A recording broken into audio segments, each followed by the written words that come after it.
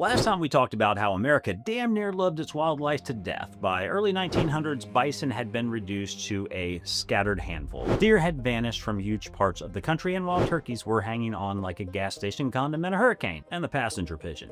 Well, we already know Martha didn't make it. America had officially reached the part of the story where the music stops, the lights come on, and everybody realizes somebody shit in the punch bowl. We had a decision to make. Keep going, keep doing what we've always done, or admit we had screwed the wildlife situation up 6 ways from Sunday, and figure out how to fix it. Now, ask the internet who saved America's wildlife, and you'll get 17 different answers. 3 conspiracy theories, a podcast recorded inside a pickup truck, and 1 dickhead insisting aliens reintroduced the white-tailed deer. History is a little less stupid. Some of the first people to stand up and say, enough of this bullshit, we're anti-hunters. No, they were hunters. One of them was Theodore Roosevelt. Yep, the mustache with the president attached to it. The Rough Rider, the president, and the guy carved into a mountain looking like somebody just told him the coffee was decaf. But before all that, he was a hunter. And a serious one. Roosevelt spent years hunting and ranching in the Dakotas, which meant he actually left Washington and saw the land with his own eyes, a dangerous habit for a politician. He watched wildlife disappear, and it turns out conservation problems are harder to ignore when you're standing in the middle of one instead of reading a report from a leather chair while some poor bastard explains the graphs.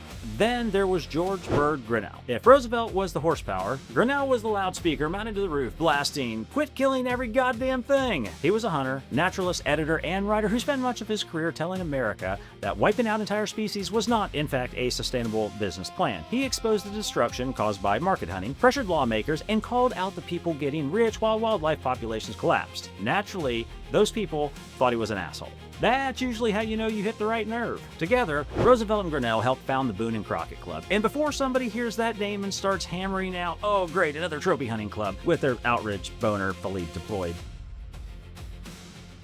take a breath. Boone and Crockett wasn't created just to hand out fancy plaques for big antlers and let rich bastards compare measurements like a Victorian locker room. It became one of the driving forces behind modern American conservation, helping push national parks, wildlife laws, game management, public lands, and scientific research. A whole lot of what Americans take for granted today began with people inside the organization saying, this shit can't continue. Then along came Aldo Leopold. If Roosevelt got people to care, Leopold got people to use the squishy gray equipment behind their eyeballs. He argued that conservation wasn't only about saving individual animals, it was about protecting the entire system, keeping those animals alive, forests, grasslands, rivers, soil, wildlife. The whole damn machine. Leopold's message was simple. You don't get to brag about healthy deer while turning their habitat into an ecological truck stop toilet. Sounds obvious now. Back then, it was revolutionary. And then there was Gifford Pinchot, a name guaranteed to make you either dominate trivia night or sound like you're ordering a French appetizer with too much confidence. Pinchot became the first chief of the United States Forest System. His philosophy was that natural resources should be managed wisely for long-term public benefit, not stripped bare, sold off, and then smoking up the next generation to clean it up, which is a philosophy we could probably apply to a few other things. But that's another episode and a completely different shitstorm. Here's the fascinating part. Roosevelt, Grinnell, Leopold, Pinchot didn't agree on everything. Hell, put 4 hunters around one campfire today and you'll have 6 opinions, 2 grudges, and 1 argument about bullet weight before the coffee finishes boiling.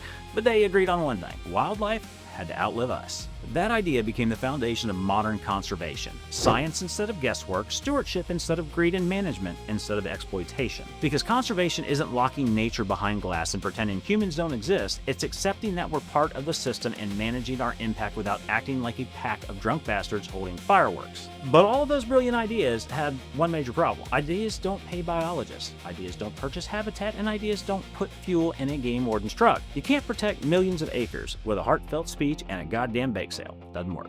Somebody had to fund the whole thing. And believe it or not, hunters reach into their own pockets. We'll get into that next time.